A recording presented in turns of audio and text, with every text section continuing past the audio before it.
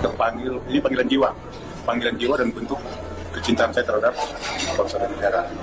Jadi kalau semua orang sekarang curiga terhadap apa yang dikatakan oleh saudara Ruslan atau tersangka Ruslan, begitu juga apa ada yang tidak menunggangi dia. Jadi kami juga di pihak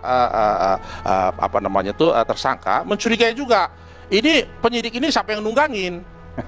Maka begitu cepat dilapor tanggal 22 bulan 5, 23 hari Sabtu, 24 hari lebaran pertama, 25 lebaran kedua, 26 ditetapkan sebagai tersangka, SPDP dikeluarkan, gelar perkara di sana.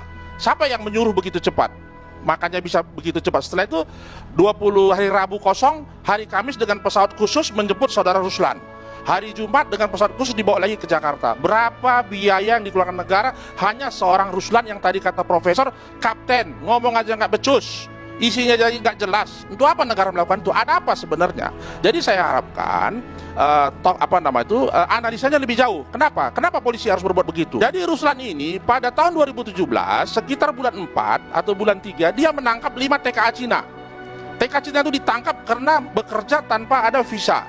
Adalah cuma visa turis ke sana di salah satu pertambangan, tidak perlu saya sebutkan namanya, ditangkap sama dia dan dia disuap oleh, saya tidak perlu sebutkan itu, aparat untuk melepaskan itu. Dia bilang kalau uang untuk saya oke, tapi kalau uangnya untuk melepaskan sorry, no, katanya. Sehingga orang itu diproses yang 5. 4 bulan kemudian, bulan Agustus dia dilempar ke satu tempat untuk bertugas di sana dengan 13 orang. Di sana saya nggak usah sebutkan detailnya. Ketemulah dengan LG. LG ini di sana adalah jawara, penjahat, pencuri. Sudah 2 kali membunuh orang, narapidana dan segala sesuatunya. Itu orang ditangkap oleh polisi. Lah, polisi memproses dong seharusnya kalau orang pencuri. Kenapa diserahkan kepada Ruslan? Tahu sendiri kalau seorang pencuri diserahkan kepada tentara apa jadinya? Ya kan? Sehingga orang itu tanggal 15 datang lagi polisi mau memproses karena mencuri HP di kantor tentara. Emang polisi nggak punya kantor? Tanggal 16 dia ngabur, 16 malam dia datang mau nyerang poskonya si Ruslan. 16 malam. Tanggal 17 ketangkap lagi karena mencuri lagi. Markas Ruslan tentara tidak pernah membunuh. Ini amar putusannya bicara begitu. Ya, ini amar putusannya bicara begitu. Diceritakan sedemikian rupa semua kejadian. Kenapa orang bisa berani menyerang markas tentara? Kenapa orang mesti benci sama TNI? Saya bingung. Kenapa mesti dibawa TNI? Apa salah TNI? Ya, tidak ada yang bawa ini TNI udah nggak benar ini. Ya, ada juga masalah senjata. Iya. Lah iya. Lah kan semua berita sekarang, Ruslan ex TNI, pecatan TNI. Dia tidak pernah dipecat dari TNI. Putusan hanya menyatakan dia diberhentikan dari militer. Dipecat dari dinas kemiliteran karena terbukti melakukan pembunuhan. Siapa itu kemudian ex Serdadu Trimatra? Anda belum menjawab itu, Bung Tonin. Nah, ini ya. Saya akan jawab, inilah cemerlangnya saudara Ruslan ini. Dia sebaik diberhentikan, dia berpikir, ini TNI ini kan sudah kebentuk 5 tahun, kebentuk 10 tahun, sudah bukan manusia biasa. Sudah dia mempunyai karakter, punya body, punya pemikiran yang berbeda dengan masyarakat yang belum jadi tentara. Bagaimana menggalang mereka yang dipecat-pecat ini? Makanya dia mendirikan Yayasan Serdadu Ex Trimatra Nusantara ini. SKAHU-nya ada, ya.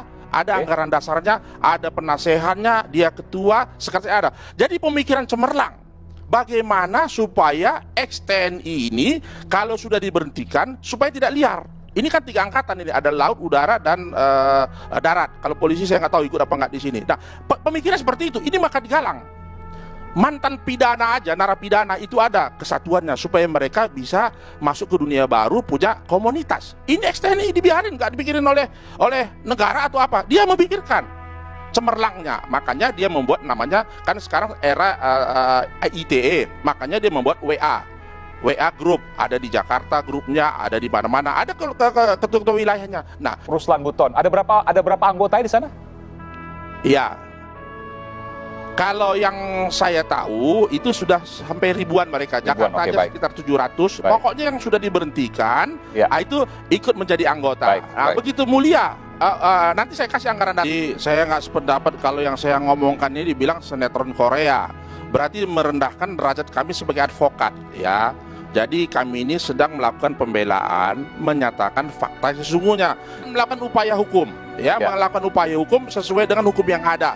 Pra peradilan sudah pasti. Kami sudah meminta untuk dilakukan penangguhan untuk melakukan SP3 terhadap perkara Oke, tersebut. baik. Kami Baik. sudah minta hadirkan ahli dulu, karena ketentuannya untuk orang jadi tersangka itu dia harus dipanggil dulu. Itu tuh profesor tahu nggak aturan itu kan gitu, harus dipanggil dulu sebagai calon tersangka. Setelah dia calon tersangka terbukti apa dua alat buktinya, baru jadi tersangka. Jadi kalau nggak tahu jangan bilang ini sinetron. Saya ingatkan teori dominonya Pak Ali Murtopo. Sumatera bagian timur, Kalimantan bagian barat, Jawa bagian utara. Ini adalah lorong jalannya domino dari utara. Buat teori domino Cina adalah mereka akan mulai membangun kekuatan ekonomi di negara kita. Kedua, memasukkan senjata secara ilegal. Ketiga, memasukkan orang. Sehingga logistik, amunisi mereka sudah siap. Orang datang di sana mau kirim 100 juta gampang aja, kirim sejuta mati, dia isi orang terus. Yang penting senjatanya udah ada, logistiknya semua ada di sini. Dan sekarang kenyataannya, kalau kita dari Medan sampai ke Lampung, di pesisir timur, itu semua adalah bangun-bangunan, perumahan, tempat tinggal, maaf, non-pri, mayoritas. Jawa bagian utara, mulai dari Merak, kita jalan, BSD, kita jalan lagi kemana-mana. Semua mereka sekarang diberikan izin untuk bikin pulau. Jualan apartemen tidak pernah kosong, selalu habis. Siapa yang isi? Dulu saya tanya kepada teman-teman yang itu, siapa yang beli kok bisa laku bener? Oh dari Bangka, dari Medan. Saya tanya penjabat-penjabat di Medan, Bangka, tidak berkurang penduduknya. Ini dari mana orangnya? Pernah kita sensus tidak orang-orang ini? Jadi saya curiga bahwa di pemerintah kita telah kemasukan mereka-mereka ini yang menyiapkan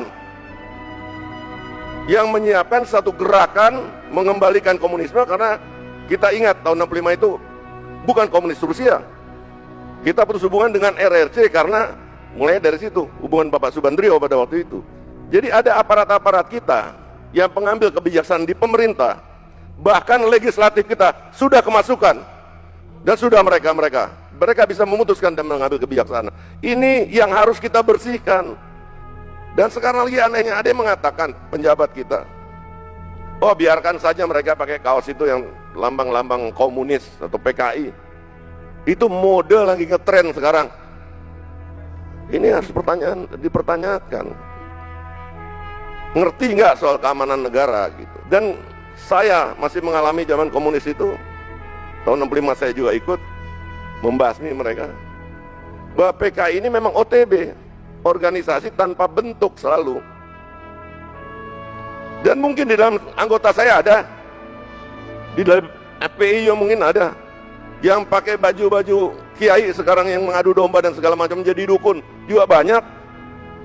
Apabila pemerintah melalui aparatnya tidak bisa menegakkan hukum di negara ini, maka kita bersama-sama akan menegakkan hukum kepada mereka-mereka yang Pancasilais. Terima kasih. Kepada adikku Kapten Ruslan, jika sempat menonton video ini dari abangmu ini, saya hormat padamu. Karena saya tahu kamu berbuat itu bukan atas nama pribadimu, tapi kau berbuat untuk kecintaanmu kepada tanah air ini. Kekhawatiranmu terhadap bergesernya ideologi Pancasila oleh ideologi lain.